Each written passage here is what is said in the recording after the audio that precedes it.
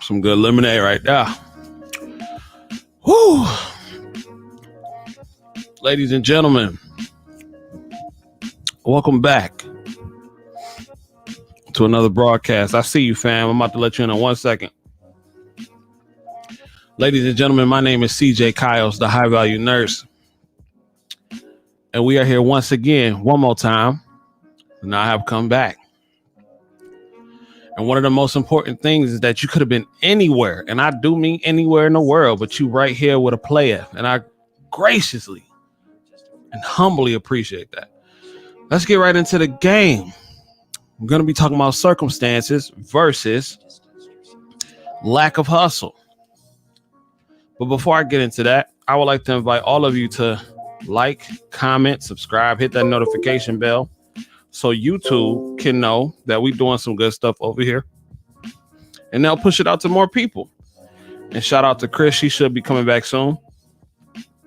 And I started a little early than I was supposed to. But without further ado, bring in the homie, Mr. Malik. Mr. Malik, what's cracking, bro? Hey, what's going on, family? Hey, man, how you doing? Pretty good. Oh, man. So pretty much what I wanted to do was talk about circumstances versus lack of hustle, because over the last few weeks, I've been hearing within these different spaces that us as people, and I'm gonna talk about Black people in this instance, because sometimes people will use my circumstances, or I'm a product of my environment. They will contribute that to them not being as successful as they could be. And this is where my internal struggle comes in, because I love us. I love my people. I do. But at the same time, I don't believe in handouts, because I've come from the mud, east side of Detroit. I wasn't rich. Out in the hood, multiple cars stolen, house broken into, all kinds of stuff. You know what I'm saying? So, but I made the choice that this was not the life for me, and I did not want to be broke, and I wanted to live a good life. I wanted to travel. I wanted to see the world, and I didn't have to become a rapper or a trapper or anything like that to do it. So let me ask you, sir, what do you think about that? I think you hit it on the money, really. I come from Queens, New York. Lived there first 12 years of my life. Ravenswood Projects, actually. So I'm over there near Queensbridge Project, where Nas is kind of notorious for. Okay. So I mean, I come from a single parent household. Mom, I don't think none of my parents graduated high school. I'm not really sure about my dad. I didn't really get a relationship with my dad till like a month before he died. So but just like growing up, it's like I actually knew what struggle was. Whereas I think a lot of people don't really know what struggle is. And when you really know what struggle is, you understand, like, yo, ain't nobody coming to save me. Like, I really had to make a way. I've been making my own money since I was like fifth grade. Okay. Fifth grade. That's what's up, man. How old are you, if you don't mind me asking? 26. 26 years old, man, getting it. So if you don't, I don't know if you want to put it out there, but do you want to put your profession out there? Yeah, so I'm actually a registered nurse. I've been a registered nurse for 3 years. And actually started traveling after my first year. Man, that's wonderful. Shout out to Chris that's in the building. Chris is here. Hey, Chris. Hey, can you hear me? Yeah, I can hear you. Thank you for coming back. I had a little bit of a debacle, if you will. I had to help my girl out. Her tire was acting kind of janky, so I had to make sure she was straight before she went off about her day. But yeah, that's dope, man. And I think you're one of the first nurses, registered nurses that I've interviewed that's a male, man. I appreciate you coming on and taking the time to be here. So since I got you here, man, you talked about where you came from in New York. What made you decide to go to nursing school and not become a product of your environment? So pretty much, once I left New York, we went down to North Carolina, Winston-Salem. And I'm not sure if you heard of Winston-Salem State University, but it's a big nursing school. One of the best in the best HBCU nursing program in the country, really. You ask me. So I was able to go to school for free because like so my mom she didn't work, so like I had grants and state grants and federal grant that covered my schooling. So pretty much I had to figure out the rest of the money for like housing. So what I did pretty much was I stayed at home and I applied for all the scholarships I could find. Wow. So I'm like, yo, I'm getting paid to go to school. So by the time it was done, I was getting paid like 6,000-7,000 a semester just to go to school. Wow. So I'm like, yo, I might as well go to school and get something I can really work with. So I had an uncle who he did all right. He was a nurse, but he had 3 kids. So I'm like, yo, I don't have any kids. I can just be a nurse. I'm going to school for free. I can live all right. And that's kind of how it happened. Man, Famo, that's a wonderful story, man. And I think it's important that we continue to have these conversations because you're a registered nurse. I'm going to get my RN. I'm in the process of doing it, going to school completely free. And man, I'm very proud of you, my brother. You're doing big things. I'm happy to have you within the network, and it's just good. It's refreshing to see. Shout out to M3 who just came in the building. M3 was cracking. Nothing much, CJ Cows. How you doing? I'm good. Krista Bloom and Ebony, how are you? And bro, I don't know your name, but Malik. Salute to you, Malik. Nice to meet you, Malik. Yeah. So sorry, I'm a little late. No, you good, fam. We was just talking about circumstances versus lack of hustle. And my man's Malik just mentioned, you know, how he came from the projects out of New York and how he was hustling, and he went to school for free, just like myself, just like what I'm doing. And he didn't let his environment contribute to any type of excuses. But before you go, M3, I got to get Chris's comment. Chris, how do you feel about the lack of accountability that sometimes we can take? Do you think it's the circumstances that really shape and determine your mindset, or that can contribute to a person not being successful, or do you think it's a lack of hustle? I mostly think it's a lack of hustle. I think your circumstances determine where your starting line is, but your hustle determines whether or not you finish where you feel like you need to finish. Everyone starts somewhere, and some people unfortunately do start, a few steps, 10 steps, 20 steps behind somebody else. Life isn't completely fair, but it does, but your mindset, your drive, that is what's going to carry you past the same finish line as the person next to you with the same goals. And so I do think, your circumstance, you have to accept your circumstances.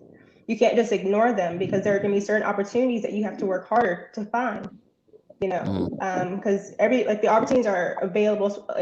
I'm speaking from like an American perspective. This changes if you're in North Korea, like a first world thing. Yeah, we currently have a pretty equal opportunity. And so your circumstances just determine where you start, but they don't determine where you finish. Your hustle, your accountability, your drive, your ambition, that determines where you finish. Okay, that's dope. M3, what you think, sir? Yeah, I think it was definitely well said by what Chris was saying. It's funny, right, that we're having this discussion, right? Because I was thinking about this like right before I hopped in, because I didn't know what the topic was, but I was like thinking, people like me, we came from like the hood, but we also made our own choices based off of where we want our destination to end up as. And the thing is that okay, let's say you was raised in the hood, in certain areas where opportunities wasn't present to you at the moment. And most of the time it's because of your parents' choices of where you were stationed at, where you was born at. But as you start to educate yourself, you have to have that drive and say, look, I don't want to stay stuck in where I'm at, because I see where the OGs are at.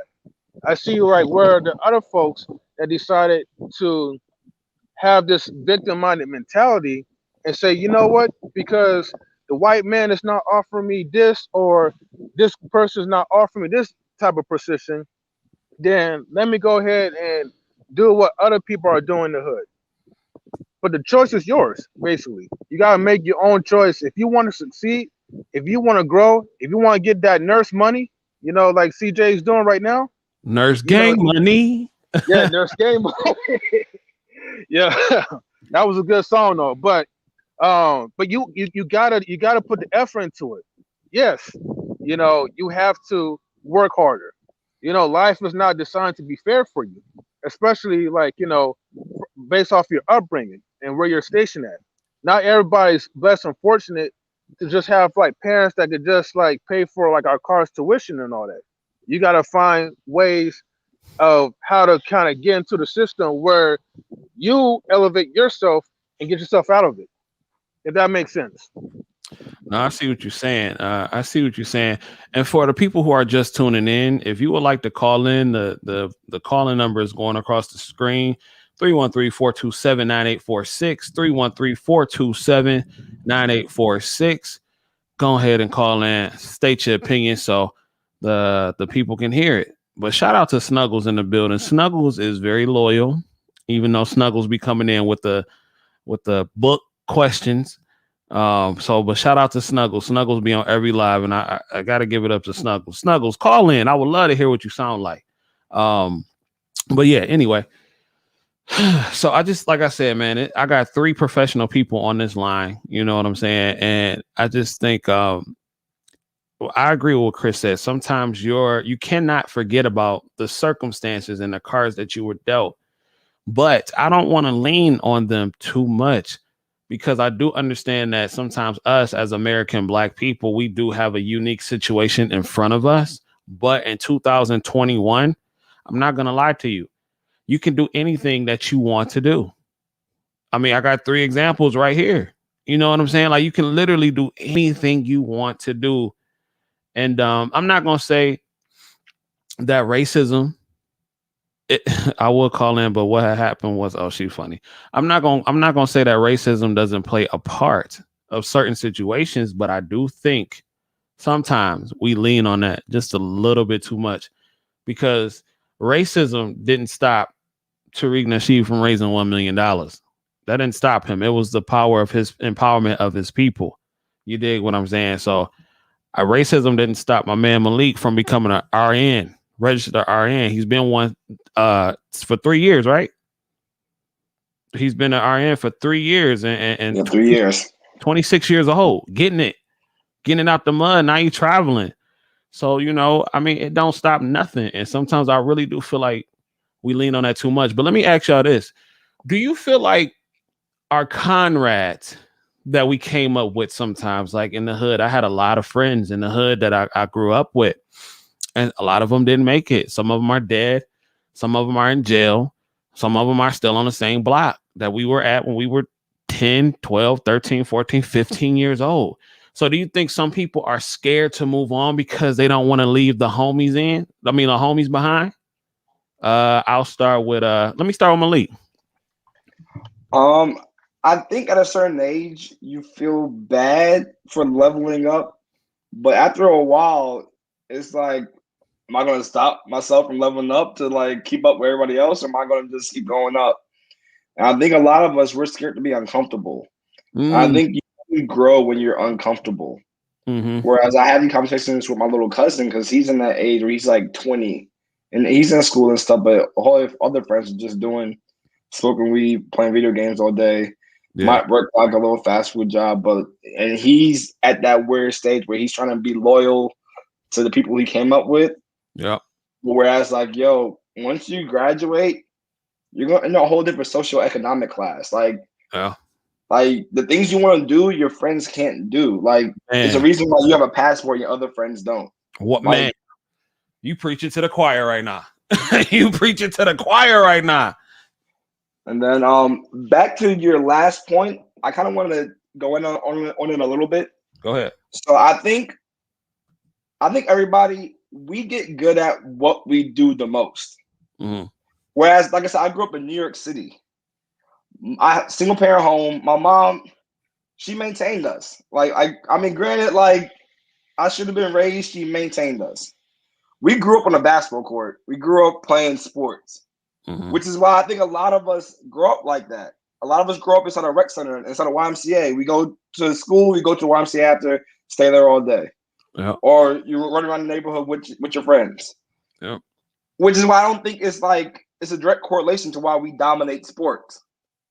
A lot of us, that's how we were raised. We were raised playing Pop Warner.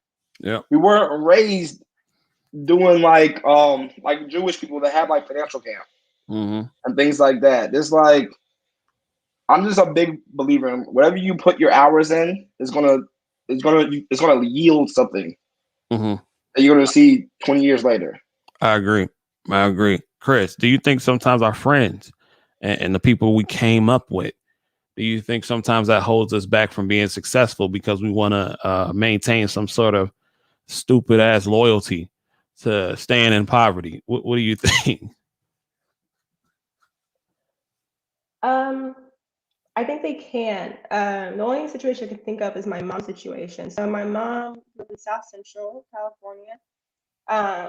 And when the crime starts to get bad, she said, I'm not raising my boys here. I can't do it. And so she moved.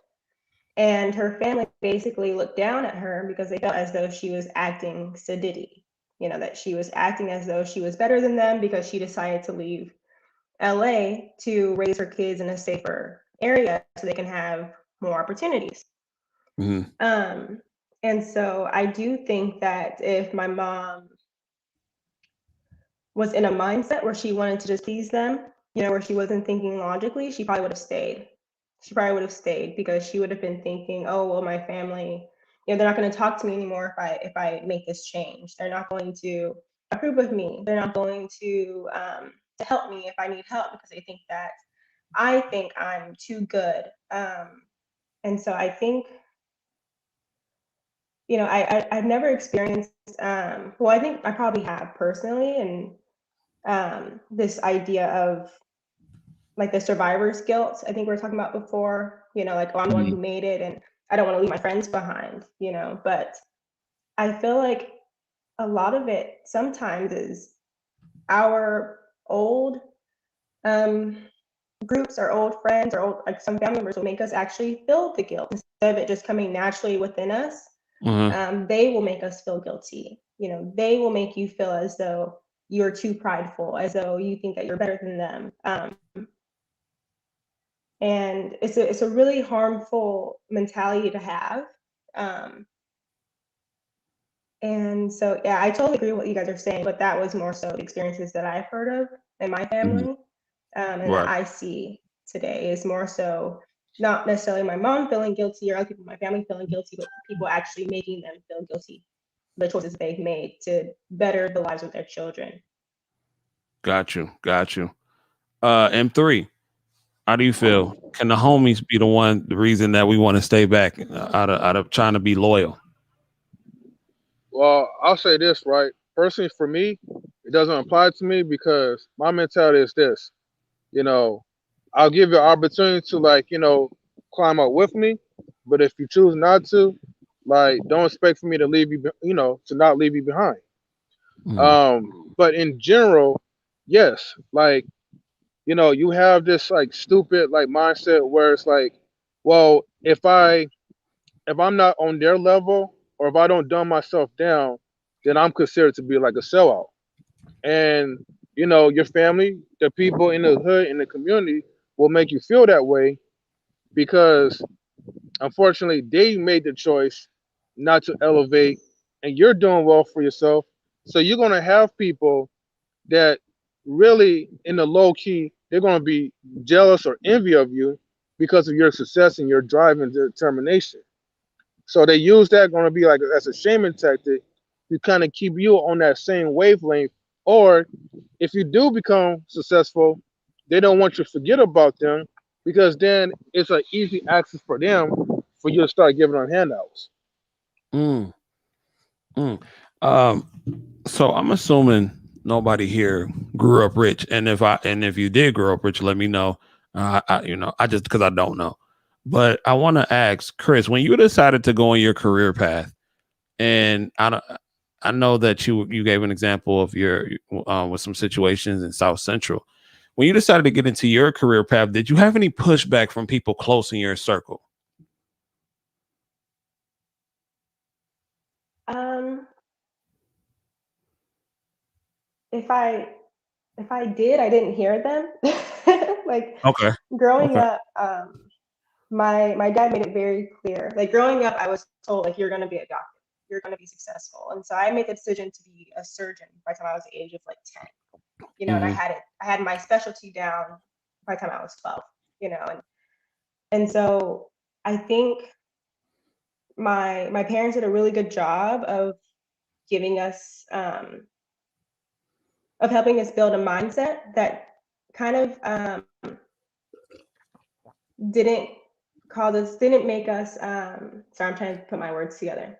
My parents did a good job of helping us form a mindset that kind of pushed away anyone who didn't have that mindset. And so if people talked bad about me, I typically didn't really hear it. If I had any issues in college, it was actually from the BSU, the Black Student Union. Mm, A lot really? of them happened, yeah, a lot of them Wow. happened to be like athletes, and they just didn't quite understand that I couldn't hang out. I couldn't go to all these events because I had to study really hard. I ended up being an accounting major, and it was really, really difficult. And I had to study all the time. And so people I surrounded myself with were also accounting majors who were on the same schedule as me. And I think I was the only Black woman in my cohort. So none of the Black people who were moving through school with me at the same time were doing accounting. And so they didn't quite understand. They were doing like sports business, like some other fields within sports, like the sports industry. And so they just had a bit more flexibility. Not all majors are equal, unfortunately. A Right. lot of people don't like when I say that, but if you're gender studies, you're probably going to have more free time than somebody who's doing biology or chemistry. And so a lot of the pushback I got was actually from people who were in that particular club, I think because they just didn't understand that it's not that I didn't want to hang with them, it was that I couldn't. And eventually they just kind of fell out of my circle. Hmm. Wow. That is interesting. That is interesting. Malik, I know. Well, I'll just start for myself. When I decided I was going to become a nurse, I didn't get really pushback, but I was getting clowned by some of my friends. You know what I'm saying? Like my friends would be like, "Oh, that's women's work, or that's what women do," and blah blah blah blah blah. So let me ask you: did you get any type of pushback? Maybe people wanted to make fun of you because they feel like that's a woman's job, or whatever the case may be. Honestly, the way I always thought was when I hear people say, well, let me begin with this. So my school is known for nursing. Hmm. Like I want to say 2020, we were the top nursing school in like the country because like I've they kind of weigh upon like how much it costs versus the academia. So it's like a nice balance pretty much. Okay. So my freshman year, when you're like an introduction, orientation and everything, and like you're saying your name, your major, as soon as you say nursing at this school, everybody's like, oh, like yo, are you sure? Like yo, it's pretty tough, and like that actually made me do it. I'm Mhm. like, yo, do I look regular to you guys? I Right. look like a poo butt. Like I'm here to like play with you guys. Right. So that kind of made me stick with it. So let It's me like, ask. okay, oh, go ahead. No, go ahead. What was you about to say? Then I'll No, ask I you. mean, I'm just saying they're like the doubt I got from just saying it out loud and confidently made me pretty much strive harder to even do it. Wow. So let me ask you. With what you went through, and all the things that you. Well, let me ask. How did nursing change your life? Has nursing changed your life from Ooh. a? Well, how has it changed your life from a financial aspect? Financially, I couldn't imagine it. Mm. Like I said, I went this. I grew up in Queens, New York, in the projects. It was some days where like I couldn't sleep at night. Whereas like now, like I just got back from Brazil. like last week, and like I couldn't even dream of this as a kid. Right. But I know that like I always told myself I worked really hard from when I was a kid. I got serious maybe around like 16. I know if I work really hard from 16 to 30, I could live how I want to in my 30s. Facts. So, It's a and whole like with COVID going on, like, the market went up ridiculous. And it's like they always say luck is when opportunity meets preparation.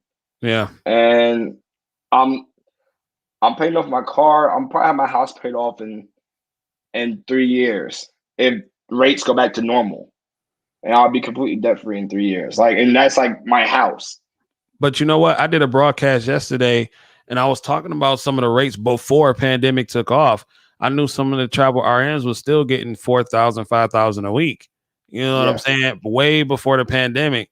So, man, I don't think the rate's going to go anywhere for a long time, But I wanted to talk to Chris. Oh, shout out to the Antisocial Elite podcast in the building. This Lady A, she all the way from the UK. What's going on, Lady A? That's love. I don't know. Lady A, what's up? I don't know. She might be driving or something. Lady A, are you there? Oh, can you hear me? Yeah, we can hear you. Hey, how's everybody doing? We doing good, Lady A. I'm happy to have you Good, here. good. Happy to have you here. What time is it over there right now? It is 20 to 6 in the evening. Yeah. 20. Really? Yeah. Okay. Well, shout out to everybody in the UK that may be watching. Got love. I'm gonna try Hey. some of them beans on toast you was telling me about yesterday. Oh, yeah. What did I have? Today I just had toast. No beans. No, okay, cool. Lady A, let me ask you. Do you feel Mhm. like because of a person's circumstances, they'll use that too much, especially as Black people? Do you think sometimes we lean on circumstances, or do you think it's more so of a lack of hustle? Because I know sometimes circumstances can come into play, and it can contribute to maybe why a person will not be as successful or couldn't be as successful as they maybe wanted to. Do you think that's more so? Do you think is that, or is it more so lack of hustle as a Black person?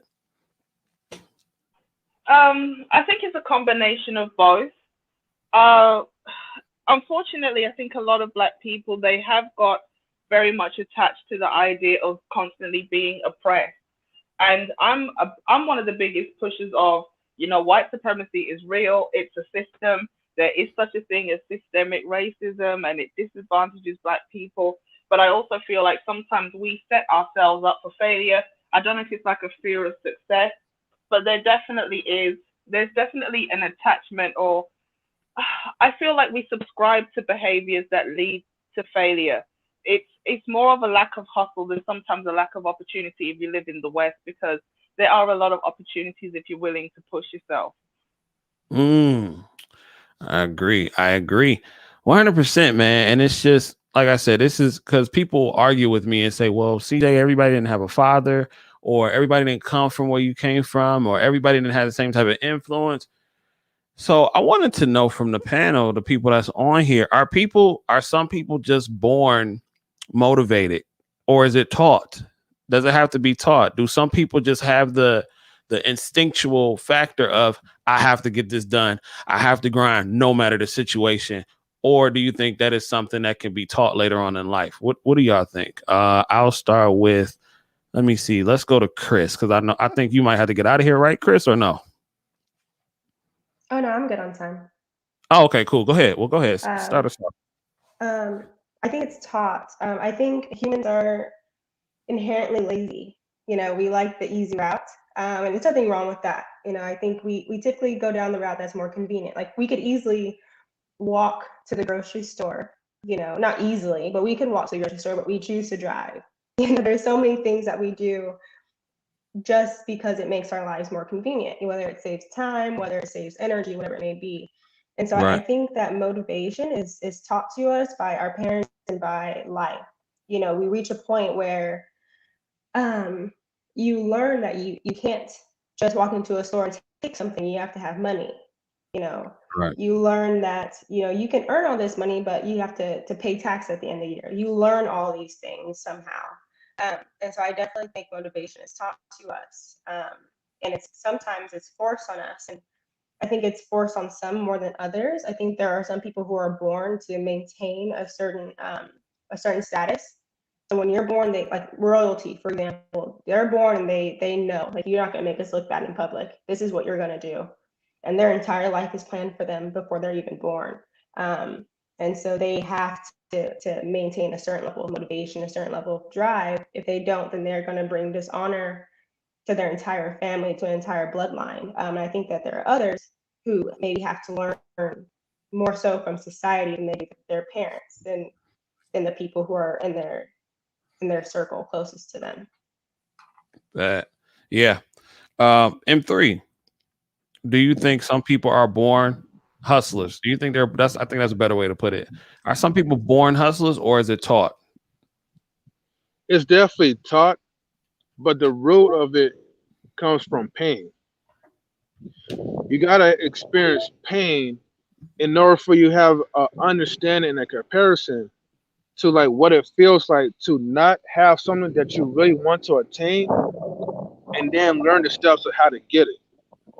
So that way you don't never have to go through that repeated experience of pain again.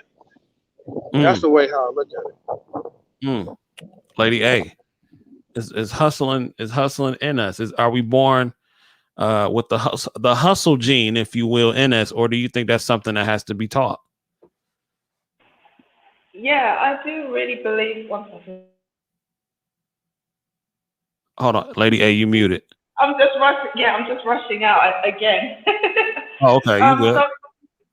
I do believe that some people are just naturally motivated. Like, you have two people who are born in the same environment, and one goes to the left and one goes to the right. Let's say it like that. But one of the things I like what the lady said. Sorry, I'm really terrible with names. Chris. You know, some people, they have a lot of pressure on them to motivate them. But one of the other things I want to add is a lot of people, they have their motivation killed. They may have potential, they may have drive, they may have skills and talent, and people around them don't support and enrich that motivation so that it becomes something. Because I think a lot of people have motivation, aspirations, but if they don't have people to support them and let them know you can try and you can fail, over time they become demotivated. So I think one of the biggest problems we have is, like Chris is saying, we have a culture that facilitates laziness, that's demotivating. But also, if you have people around you who don't understand that you need to be continually pushed and also made to feel supported, then you will eventually give up on your dreams, and that will also help you to become less motivated as well. Wow, that's a great point. Malik, some people born hustlers, or is it taught? I think we're all born with it. I think it's different levels that you have to unlock, but crackheads are motivated. Like, that's a good point. Panhandlers are motivated. Mm-hmm. Everybody's motivated. Even the guy that stays in his house and play video games 12 hours a day is motivated to do that. Mm-hmm. It's just you have to harness the energy into something productive. Yeah, I think that's the real issue. Yeah, that's another good point. And I know Lady A just said something. She talked about what kills motivation. Do you think? Well, let me ask M3. What do you think is one of the biggest killers of somebody who may be motivated, but then it just stops? What do you think is the biggest killer of motivation? Because I thought that was a very good point that Lady A brought up. Yeah, it was definitely a good point that she brought up. But the biggest killer in your motivation is yourself, because you have a choice. You could take that negative energy and believe what these people say, but ultimately, if you stop, it's on you. You could just say, well, all right, this person's hating, or this person has something negative to say. Let me go ahead and prove myself that I'm better than what these other people say. But the moment you stop, it's because you gave in and you actually believe what they told you are. I agree. Chris, what do you think the biggest killer of motivation is? I think motivation is temporary. I think motivation is what I consider it a feeling, and feelings come and go. The important thing is your discipline. So you use that motivation and you make yourself disciplined in that particular skill, because you can't rely on motivation. And you honestly can't really rely on other people to necessarily motivate you. I like the optimistic mindset that she has, very collectivist. Like, we should be telling people where they add value. Like, if someone comes to you and they want to add value somewhere and you think it's valuable, I think you should definitely give them that push. But motivation, I think, is meant to die. It's not meant to be this infinite feeling that we have. Everything fights off your motivation. Your need to sleep more will fight your motivation to go to the gym. The weather will kill your motivation to go out and run. Like, there are so many things that will kill your motivation, which is why it's important to maintain a healthy level of discipline. And that's the hard part. But don't you think that goes like hand in hand? Like, for an example, the guy or the woman who is never satisfied with where they are. You know what I'm saying? Who always wants more, who always wants to be more, who wants to, like, somebody who was I don't know, maybe like a fitness guy, and he wants to get his body to absolute perfection. Isn't that motivation? Or like, I would think those two go hand in hand. What do you think? What do you think about that? They definitely go hand in hand. Motivation is the push. Discipline is what keeps you moving. It's the gas. Like, motivation is kind of like a hill. So you got your car on top of the hill, you put it into neutral, it's going to go down the hill, and it's going to go down the hill at a pretty good speed. But if you don't put your foot on the gas, then once you get to the bottom of the hill, you're done for. You're just going to level out eventually. And so they definitely go hand in hand. But I think when you get that motivation and when you want to do something, when you want to accomplish it, you have to follow through with it. Because eventually that feeling is going to be challenged. You're going to hit that level of resistance eventually. It's very similar to happiness. There's always going to be something that's going to bring you down. But you have to sometimes have that. You have to go towards the resistance. Go in that direction. Build that disciplinary muscle, so you can keep pushing through. So you can go uphill, even when the motivation is kind of dying. Okay. I got to go back to something Malik said, because he was talking about how crackheads are motivated. They're motivated to get crack, and whatever that motivation may be, that's what they use. And I think like I said on my channel a long time ago, when I passed my NCLEX, that was the biggest high I could have ever gotten. I haven't felt a high since. And I'm like, this is why people get addicted to drugs, because they chasing that first high. I was literally high for 3 days straight. The only thing that could have brought me down is if you would have said my mama died or something like that, or my daddy died or something like that. But besides that, my chick could have left. All kind of stuff could have happened, and I was just on a high. But I just wanted to get that point out there. Let me ask Lady A, do you think some black people, well, I'm not gonna say some, but do you think in our community that, well, yeah, let me say some. Do you think some lack drive?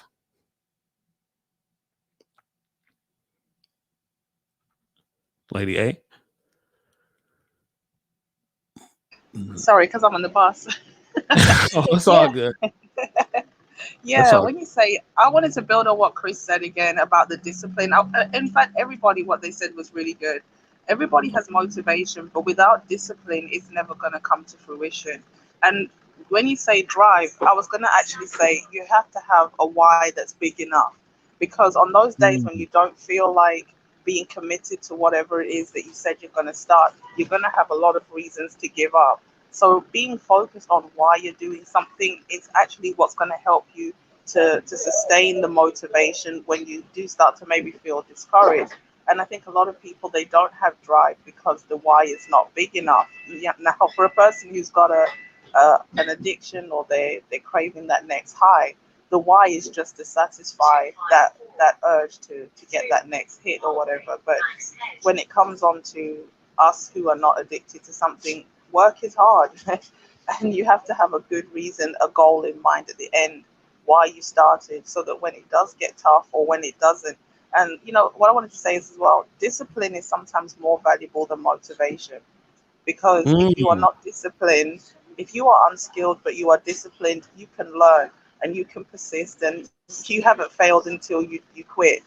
But if you have motivation but you don't have the ability to see it through to the end, it doesn't matter how talented or how motivated you claim to be, you still may never finish what you claim to start. So a why, having discipline, having support, and knowing why you're doing what you're doing, it all kind of comes together to help you have the drive to see that thing through to the end. mm. All right. Malik, do some of us lack drive?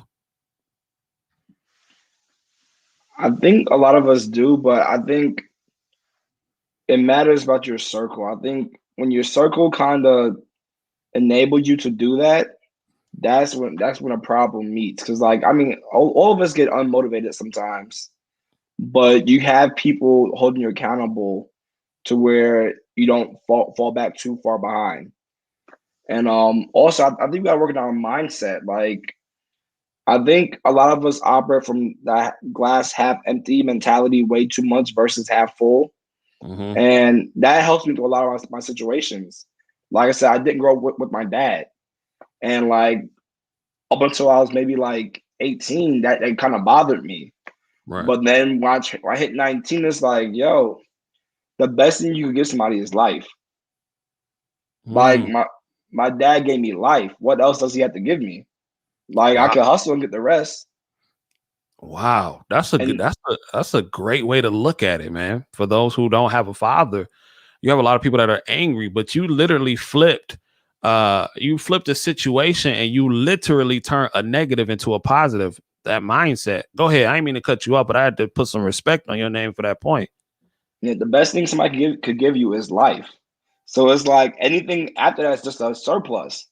Mm. So it's like, all right, like, well, how do I really look at the situation now? So I Wow. mean, that helped in our relationship. Like he died like a month after we got like cool, and like I had no regrets. It's like okay, we got to mend that relationship, and I can move forward with my life. I don't have to wear that burden on my back anymore. Mm. So I think that's a big thing that we gotta operate from.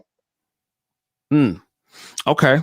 Now I want to ask maybe a difficult question. M3, did you comment on that? Do some of us like drive? I think I don't know. Did you?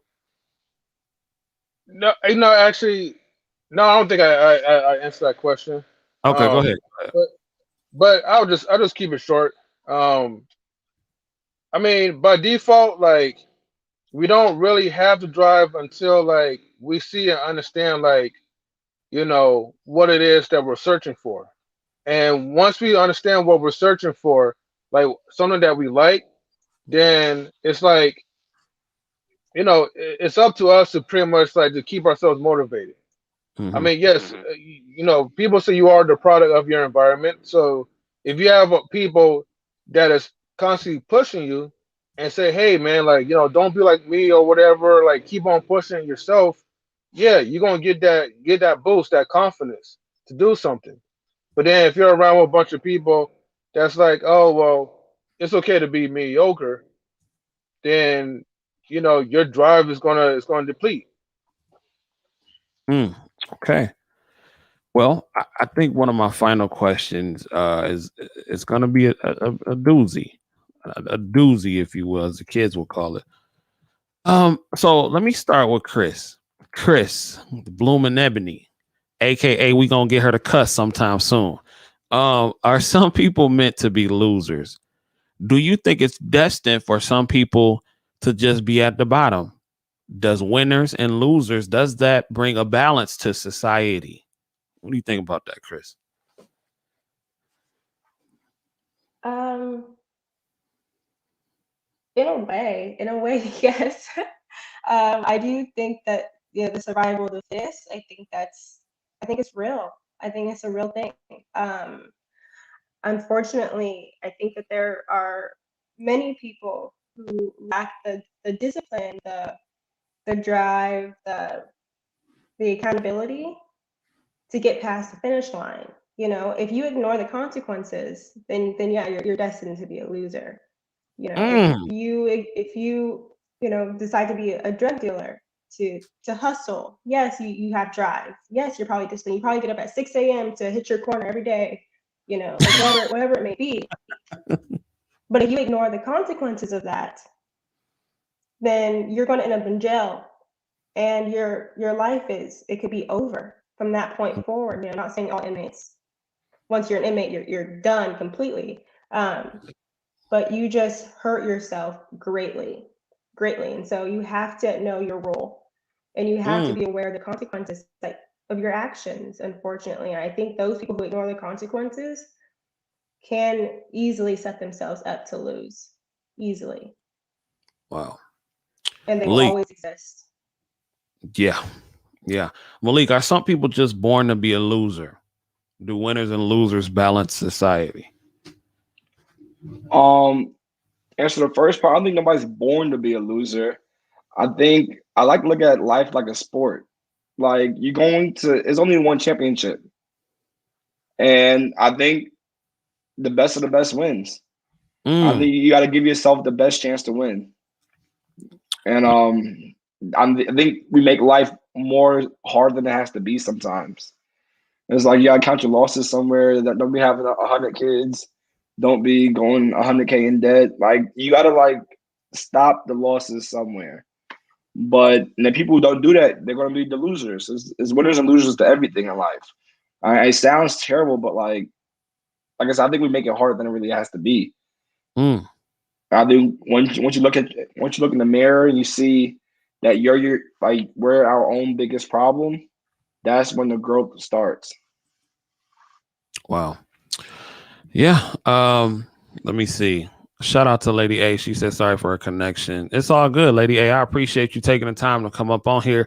Shout out to the UK, the beans and trumpets. I don't know. My UK accent is probably horrible. But yeah, I appreciate you coming on. Let me see. M3. Are some people just destined to be a loser? And do winner and losers, do they balance society? Winners and losers, they do balance society. No one's born as a natural loser, but I'll say this, right? You have two choices, right? To look at an L. You could look at an L as a loss, or you could look at an L as a lesson. Mm-hmm. And when you're able to look at an L in a way that you look at it, that's what determines, are you a trained winner or are you just a loser? Unfortunately, I think this is where people kind of differentiate, alpha-minded people and beta-minded people. Beta people are the ones who usually settle in life, and alphas are usually the ones who are go-getters. Yeah, I agree with that, Lady Me A. too.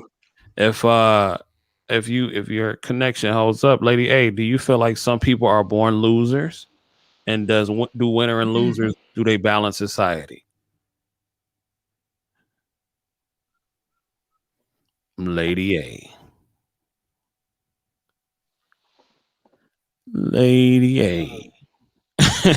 All right.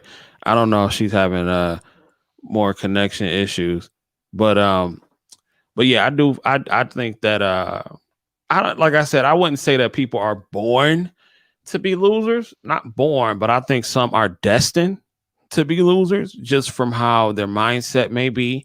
And I'm a mindset guy.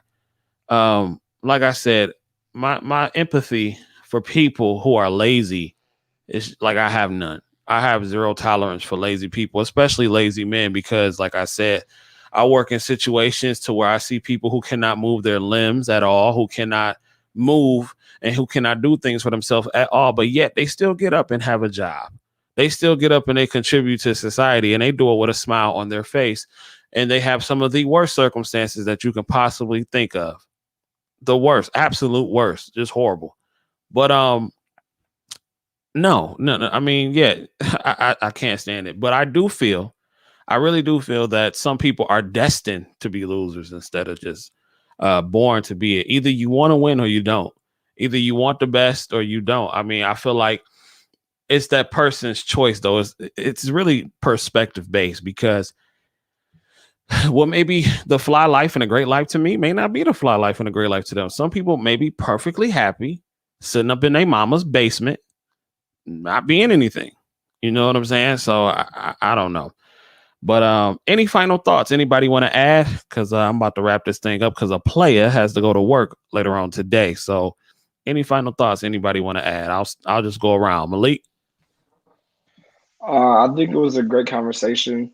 I think it's needed just because I think society kind of pushes people into this loser mentality. And I think the biggest thing with success is it's a mentality first. It's a mindset you got to have before anything.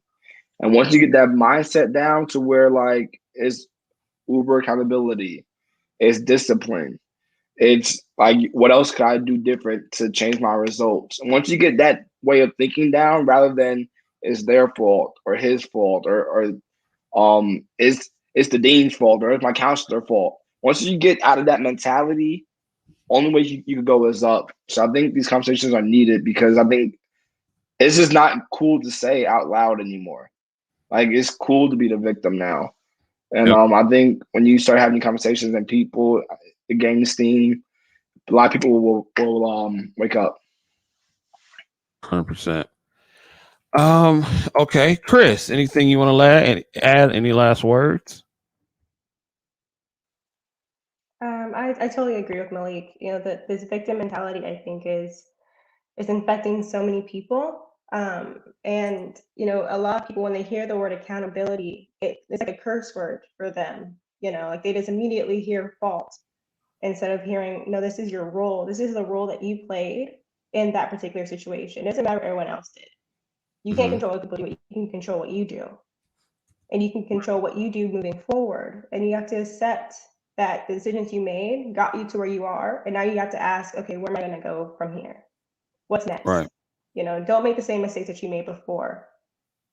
You know, either make new mistakes and learn from them, you know, learn those lessons like M3 was saying, or figure out a better way to build, you know, a more effective way, a more efficient way to build that's going to get you where you need to go.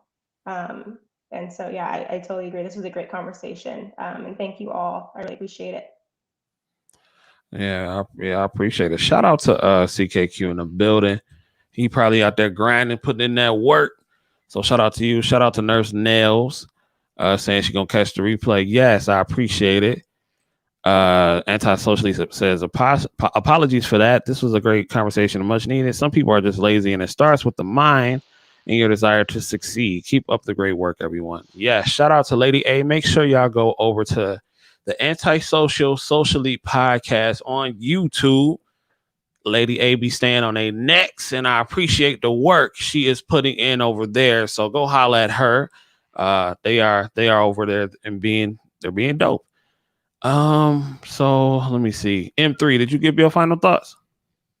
No, but I'll give it to you real quick.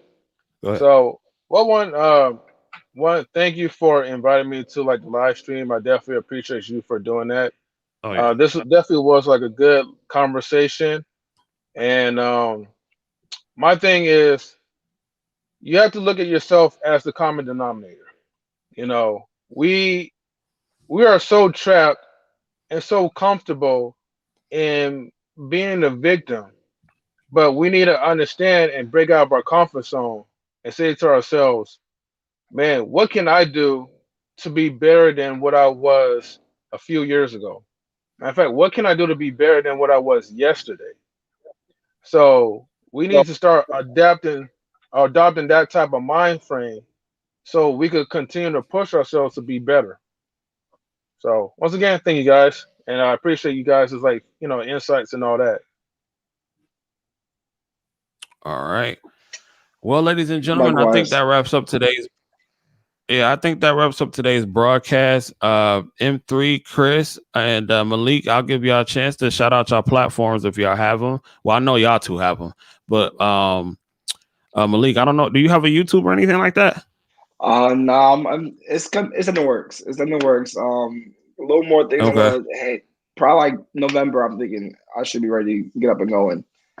Bet. Dope. All right, Chris, go ahead and shout your platform out. Thank you. Hi, everyone. My name is Chris. I have a YouTube channel called The Blooming Ebony. We talk about vulnerability, we talk about femininity, and we talk about growth in general, how to be better than who you were yesterday and how to fill in those cracks in our foundation. You can follow me on Instagram at The Blooming Ebony. And thanks, CJ. This was wonderful. I always love being on your podcast. Appreciate it. Appreciate you for taking the time. M Thrizzle, M Trice. What's going on? All right. Well, thank you, CJ. So I'm M3, and I'm the founder of Knowledge and Relationships. We talk about relationship topics. We talk about celebrity news, and we also have a women's live stream panel that's on Saturdays. So on Monday's our news topic that's at 5:30 Pacific time because we're in the West Coast. Thursdays is usually our relationship topics, still the same time, 5:30 Pacific time. And then Saturday, 5:30 again, Pacific time, is the latest live stream. So feel free to check it out. It's Knowledge and Relationships, AND. And feel free to join the panel someday. And don't forget to subscribe. And also get these likes up for like CJ Cows as well too. This man do like a lot of good work for you guys.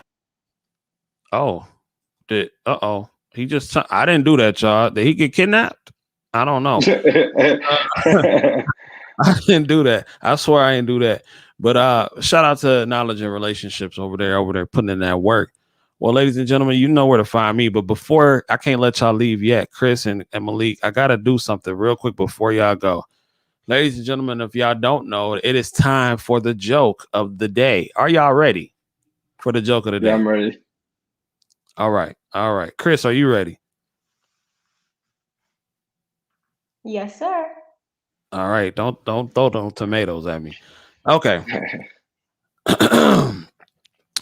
How does the moon cut his hair? How does the moon cut his hair? Eclipse Crescent shape. Oh. Eclipse it. Oh. Thank you, ladies and gentlemen. I will be here all week. I will be here all week grinding. Make sure you tune in to the channel. Subscribe to the High Value Nurse. My name is CJ Kyles.